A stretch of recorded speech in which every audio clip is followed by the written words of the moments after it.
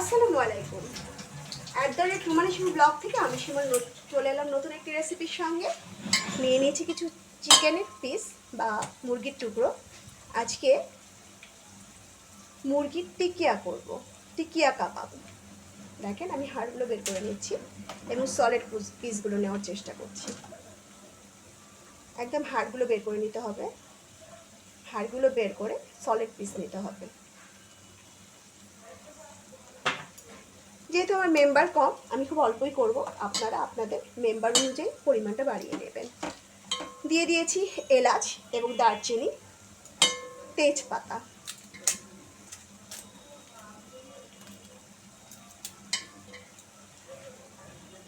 দিয়ে দেব জিরা, হাফ চামচ জিরা দিচ্ছি,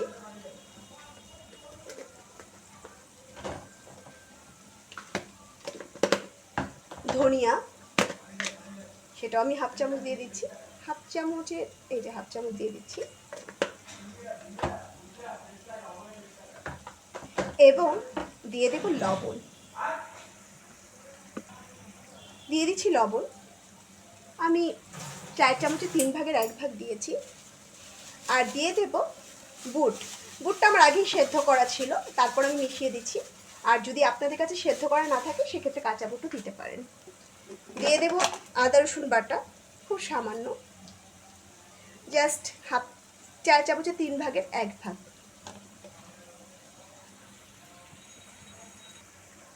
এবং দিয়ে দেব তান্দুরি চিকেন মিক্স। তান্দুরি চিকেনের মশলাটা দিলে কি হয় জানেন, খুব সুন্দর একটা স্মোকি ফ্লেভার হয় এবং খেতে আসলে গ্রান্ডার উপর তো খাওয়াটা অনেকটাই নির্ভর করে। দিয়ে দিচ্ছি জাস্ট হাফ চামচের মতন। যেহেতু আমার কাবাবের পরিমাণ কম, দিয়ে দেব 2টা শুকনো মরিচ। আমি সুন্দর করে ধুয়ে নিয়েছি শুকনো মরিচগুলো, এবার ছোট ছোট করে দিতে হবে।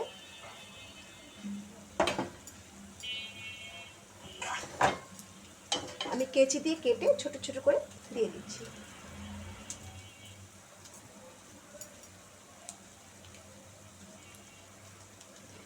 এবার দিয়ে দেব পানি। আমি 2 কাপ পানি দিয়ে দিয়েছি। এবার সবগুলোকে আমি সুন্দর মতন সেদ্ধ হতে দেব। আমি চুলায় দিয়ে দিয়েছি সিদ্ধ হতে, তো ফিরে আসছি সিদ্ধ হওয়ার পর। আমি কাবাবের মাংসগুলোকে, মাংস এবং ডাল দেখেন সিদ্ধ করে ঠান্ডা করে নিয়েছি। ঠান্ডা হয়ে গেছে এগুলো অলমোস্ট। এবার আমি এগুলোকে শিলপাটায় বা ব্লেন্ডারে বেটে নেব। তো চলে আসছি বেটে নেওয়ার পর। চলে এলাম ব্লেন্ডার করার পর। দেখেন আমি মশলাগুলোকে সুন্দর মতো ব্লেন্ড করে নিয়েছি। তো এই পর্যায়ে লবণটা দেখতে হবে, লবণও ঠিকঠাকই আছে। আমি বেটে নিয়েছি, ব্লেন্ডারে বেটে নিয়েছি, হ্যান্ড ব্লেন্ডারে। আপনারা পাটায়ও করতে পারেন, নর্মাল ব্লেন্ডারও করতে পারেন। এবার এটাতে দিয়ে দেব মরিচ কুচি এবং মিহি করে কাটা পেঁয়াজ কুচি দিয়ে দিলাম। মরিচ এবং পেঁয়াজ দিয়ে দেব গরম মশলার গুঁড়া। দেখেন গরম মশলার গুঁড়া যেগুলো কিনতে পাওয়া যায়, প্যাকেট গরম মশলা, আমি সেখান থেকে অল্প একটু দিচ্ছি, জাস্ট চামচের আগায়। যেহেতু আমার কাবাবের পরিমাণ কম, তো মশলার পরিমাণে কমই দিতে হবে। দিয়ে দিচ্ছি 1.5 চামচ ধনে গুঁড়া, দিয়ে দিচ্ছি জিরা গুঁড়া হাফ চামচ। এবার সবগুলো উপকরণকে খুব ভালোভাবে মধ্যে মধ্যে একসঙ্গে মাখাতে হবে। ঠিক আছে, ডোলে ডোলে চেপে চেপে মাখাতে হবে। দেখেন আমি কীভাবে মাখাচ্ছি, এভাবে ডোলে ডোলে মাখিয়ে নিতে হবে।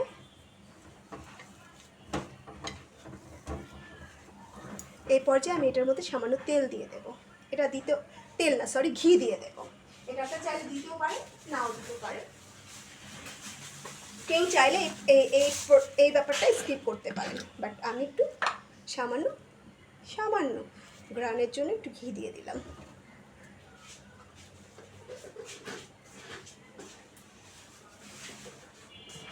এবং আবার ভালো করে ডলে ডলে সবগুলো উপকরণ মথে মাখিয়ে নেব। আমি প্রায় 5 থেকে 6 মিনিট এভাবে ডলবো এবং মাখবো, যেন ডোটা খুব নরম একটা ডোতে পরিণত হয় বা খুব সফট হয়ে যায়। দেখেন, আর এ পর্যায়ে এই যে তেজপাতার যে ডাটা বের হয়েছে, এরকম এক্সট্রা যদি কোনো মশলা বের হয় সেটা কিন্তু তুলে ফেলে দেবেন। এভাবে আমি আগে মাখিয়ে নেব। আমি খুব ভালো করে মথে নিয়েছি এবং এই পর্যায়ে দিয়ে দেবো জাস্ট 1 চিমটির মতন আদা রসুন বাটা। সেটাও আমি এটার সঙ্গে খুব সুন্দর করে মিশিয়ে দিচ্ছি।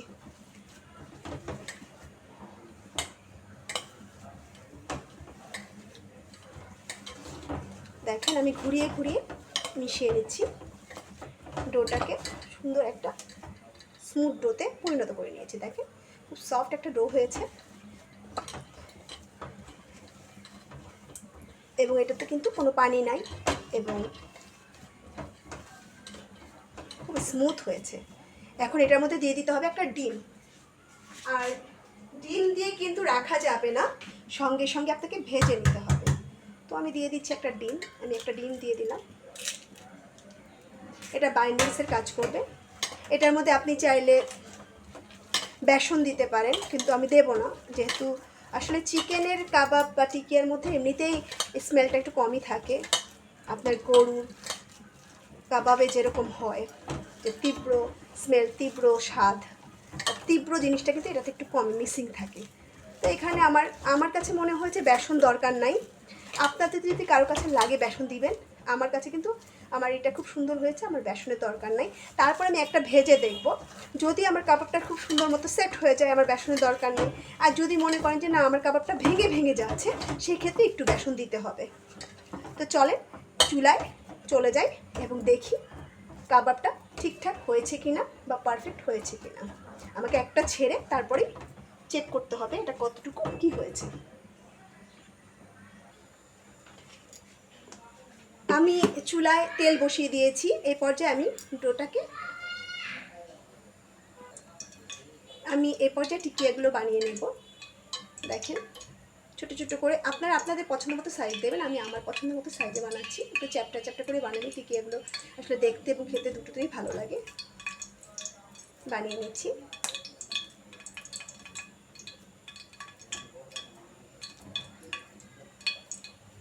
দেখেন, এইভাবে আমি সবগুলো টিকিয়া বানিয়ে নেব। ঠিক আছে, আমি চুলায় কড়াই বসিয়ে দিয়েছিলাম। অলমোস্ট গরম হয়ে গেছে কড়াই, খুব গরম করা যাবে না। এই অল্প গরমেই টিকিয়াগুলো ছাড়তে হবে। আর টিকিয়া কখনো ডুবো তেলে ভাজতে যাবে না, তাহলে কিন্তু টিকিয়া ফুটে যাওয়ার একটা চান্স থাকে। টিকিয়া সবসময় মানে অল্প তেলে ভাজতে হয়, বা টিকিয়া অর্ধেক ডুবে এরকম তেলে ভাজতে হয়। তো দিয়ে দিচ্ছি আমি টিকিয়াগুলো।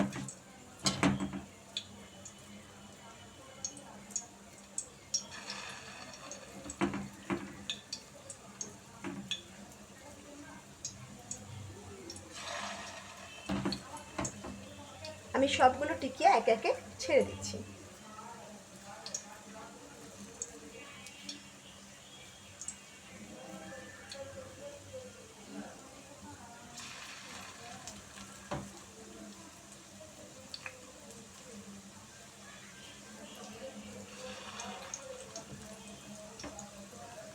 আগেই বলেছি ডিম দিয়ে কিন্তু বেশিক্ষণ রাখা যাবে না। ডিম দিয়ে সঙ্গে সঙ্গে টিকিয়াগুলো ছেড়ে দিতে হবে, নয়তো কিন্তু ডিমের বাইন্ডিংসটা নষ্ট হয়ে যায় এবং টিকিয়াগুলো আর আগের মতো বাইন্ডিংসে থাকবে না। আর যদি আপনাদের টিকিয়ার পরিমাণ বেশি হয় তাহলে অবশ্যই ডিমের পরিমাণ বাড়িয়ে নেবেন। আর চাইলে এখানে বেসনও দিতে পারেন, তবে ডিম লাগবেই আপনার। ডিমের সঙ্গে আপনার বেসন দিতে পারেন, কর্নফ্লাওয়ার দিতে পারেন, যার যেটা পছন্দ দিতে পারেন। কিন্তু আমার কাছে শুধু ডিমেরটাই ভালো লাগে, মানে ডিমটা দেওয়ার পর যে সফট একটা হয়, ডো হয়, টিকিয়া হয়, ওটাই ভালো লাগে। আর বেসন দিলে কিন্তু টিকিয়াটি একটু শক্ত হয়ে যায়। অনেকের কাছেই ভালো লাগে, বাস ওইভাবেই মানুষ বানায় বেশি। তা আমার কাছে আসলে ওইভাবে বেশি একটা ভালো লাগে না, এত শক্ত টিকিয়া ভালো লাগে না। একদম মুখে দিলে গলে যাবে সফট সফট টিকিয়াগুলো আমার পছন্দ। এখন সবার পছন্দ তো একরকম হয় না। আপনারা যদি চান একটু শক্ত শক্ত টিকিয়া করবেন, একটু মুখে চিবিয়ে খাবেন, একটু শক্ত শক্ত লাগবে, সেক্ষেত্রে অবশ্যই বেসন দেবেন।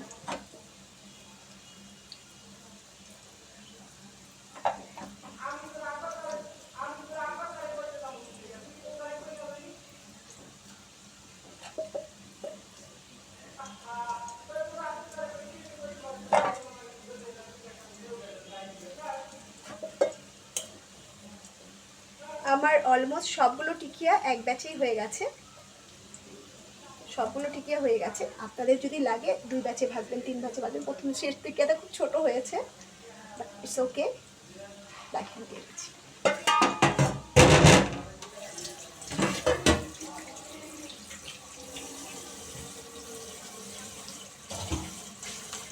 জালটা থাকবে মিডিয়াম, মিডিয়াম টু লোয়ের দিকেই থাকবে, খুব বেশি হাইয়ে ভাজতে যাবেন না। যদিও টিকিয়া কিন্তু অলরেডি সেদ্ধ করা সব, এখানে ভাজার মানে সেদ্ধ হওয়ার কিছু নাই। তারপরেও এই যে তারপর আস্তে আস্তে উল্টে দিতে হবে। দেখেন মাশাআল্লাহ টিকিয়াগুলো পারফেক্ট হয়েছে, কালার দেখে বোঝা যাচ্ছে। আর কেউ যদি চান যে টিকিয়া স্টোর করবেন, যে আপনি অনেক দিন খাওয়ার জন্য ফ্রিজে ডিপে স্টোর করতে চান, সেক্ষেত্রে এই অল্প ভাজা দিয়ে, এই যে ভাজছি না এরকম, এই সাইডটা যেরকম কালার হয়েছে এরকম ওই সাইডটা কালার হলেই তুলে নেবেন এবং ডিপে সংরক্ষণ করতে পারবেন। 2 থেকে 3 মাস এটা অনেকটাই ভালো থাকে, আরও বেশিও ভালো থাকে, তবে 2 থেকে 3 মাস খাওয়াটাই বেটার, এর চেয়ে বেশি না রাখাটাই বেটার।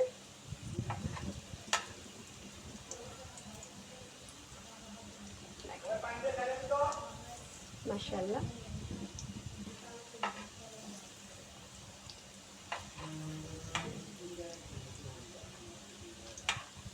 আরেকটা কথা বলি, টিকিয়া কিন্তু একদম কাঁচা থাকা অবস্থা উল্টাতে যাবেন না, তাহলে কিন্তু টিকিয়াগুলো ভেঙে যাবে। হ্যাঁ, তো আপনাকে একটু হতে দিতে হবে, একটু হওয়ার পরই আপনাকে উল্টাতে হবে, একটু নিচের সাইডে একটু লাল হয়ে আসার পর আপনাকে উল্টাতে হবে, যেন টিকিয়াগুলো না ভাঙে।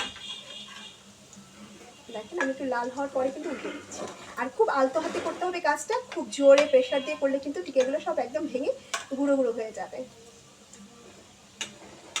এই পর্যায়ে টিকিয়াগুলো কিন্তু খুব সফট বা খুব নরম হয়ে আছে, খুব নরম। ঠিক আছে, তো এভাবেই আমাকে উল্টে পাল্টে ভেজে নিতে হবে। দেখতেই পাচ্ছেন আমার কাবাবগুলো। দেখেন আমি যেগুলো স্টোর করব, আসলে আমার এতগুলো লাগবে না, সো আমি উল্টে দিচ্ছি প্রথমে। আর যেগুলো স্টোর করব সেগুলো আমি এখন তুলে নেব, আর যেগুলো আমি খাবো এখন সেগুলো আমি খুব কড়া করে বা গাঢ় করে বাদামি করে ভেজে নেব। তো দেখেন আমি যেগুলো খাবো সেগুলো ভেজে নেব, আর যেগুলো স্টোর করবো সেগুলো আমি তুলে নেব। যেহেতু আমার মেম্বার কম, আমার আসলে এতগুলোও লাগবে না। এই যে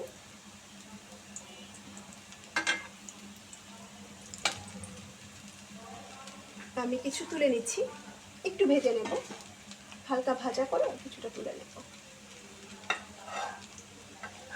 দেখেন আমি হালকা ভাজা তুলে নিচ্ছি, এগুলো আমি স্টোর করব, আর একটু ভাজা হোক। আমি জাস্ট এই কয়টা তুলে নেব, এই কয়টা আলাদা করে নিলাম, আর এই কয়টা আমি ভালো করে ভেজে নেব। দেখেন তুলে নিচ্ছি, ভালো করে লক্ষ্য করুন আমি কিন্তু পুরো ভাজিনি, আমি একটু কাঁচা থাকা অবস্থা মানে একটু হালকা লাল হওয়া অবস্থাতে সবগুলো তুলে নেব, যেগুলো আমি স্টোর করব। আর যেগুলো আমি ভেজে খাবো কিন্তু এখন ভাজবো। এর চেয়ে বেশি ভাজলে কিন্তু পরবর্তী ভাজলে আর ভালো লাগবে না, জিনিসটা পোড়া পোড়া লাগবে, আপনি খুব আহামরি টেস্ট পাবেন না বা ভালো টেস্ট পাবেন না।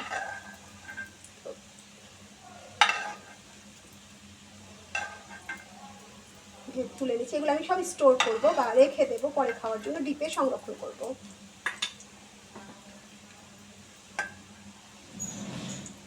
তো যারা আমার চ্যানেলটাকে এখনো সাবস্ক্রাইব করেননি প্লিজ সাবস্ক্রাইব করে দেবেন, আর লাইক কমেন্ট শেয়ার করবেন, বেল আইকন দিয়ে পাশে থাকবেন। তো আমার চ্যানেলটি কেমন লাগছে, কেমন হচ্ছে আমার রান্না, অবশ্যই আমাকে কমেন্টসে জানাবেন।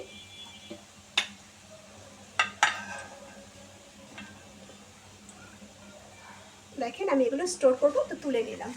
আর বাকিগুলো আমি খুব সুন্দর করে লাল লাল করে বা পছন্দ মতো ব্রাউন কালার করে ভেজে নেব, তবে অবশ্যই পুড়ে যায় যেন না যায় বা পোড়া পোড়া হয়ে না যায়, পুড়ে গেলে কিন্তু ভালো লাগবে না। তো আজকের মতো এখানেই বিদায়। @টুমারিসু ব্লগ থেকে আমি শুধু চলে যাচ্ছি, নতুন করে চলে আসবো নতুন কোনো বিষয় নিয়ে বা নতুন কোনো রান্নার রেসিপি নিয়ে। তো আজকে এখানেই বাই। তো ভালো থাকবেন সবাই, দোয়া করবেন সবার জন্য যেন সবাই ভালো থাকে। যে দেশের যে পরিস্থিতি চলছে বর্তমানে, আসলে খুব ভয়ঙ্কর একটা পরিস্থিতি, তো সবাই আমরা সবার জন্য দোয়া করব এবং আল্লাহ যেন সবাইকে ভালো রাখে। আজকে এই পর্যন্তই। আমার অলমোস্ট টিকিয়াগুলো হয়ে গেছে, আমি তুলে নেব। দেখেন দুই সাইডে সুন্দর মতো ব্রাউন হয়ে গেছে, আমি তুলে নিচ্ছি। দুই সাইডই কিন্তু ব্রাউন হয়ে গেছে, আমি তুলে নিচ্ছি।